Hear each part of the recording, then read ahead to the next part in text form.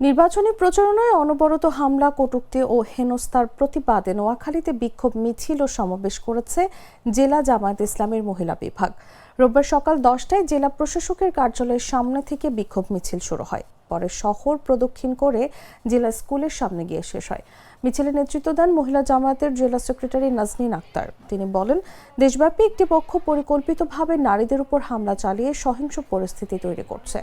বর্তমানে সুষ্ঠু নির্বাচনের স্বার্থে জামায়াত সমর্থিত নারীদের নির্বাচনী প্রচারণায় বাধা এবং হেনস্থা কোনোভাবেই কাম্য নয়। তিনি আরও বলেন, জামায়াত ইসলামী ক্ষমতায় গেলে নারী উন্নয়ন ও নিরাপত্তাকে সর্বোচ্চ অগ্রাধিকার দেওয়া হবে, কিন্তু নারীদের অধিকার হরণকারী একটি দল কর্মজীবী নারীদের নিয়ে অপপ্রচার চালাচ্ছে। বিপুল সংখ্যক কর্মজীবী নারী সক্রিয়ভাবে জামায়াতের সঙ্গে কাজ করায় তাদের অস্বস্তি বেড়ে গেছে। এসব ঘটনার তীব্র নিন্দা জানান তিনি।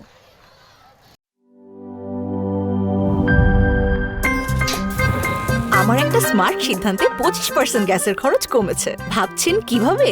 সাধারণ গ্যাস স্টোভ বদলে আমি এনেছি আরএফএল গ্যাস স্টোভ। এর সাইন্টিফিক নজল ও ব্রাস বার্নার ক্যাপ সমানভাবে তাপ ছড়িয়ে রান্না করে দ্রুত। তাই গ্যাসও বাঁচায় 25%, টাকাও বাঁচে 25%। আরএফএল গ্যাস স্টোভ নিরাপদ ও গ্যাস সাশ্রয়ী।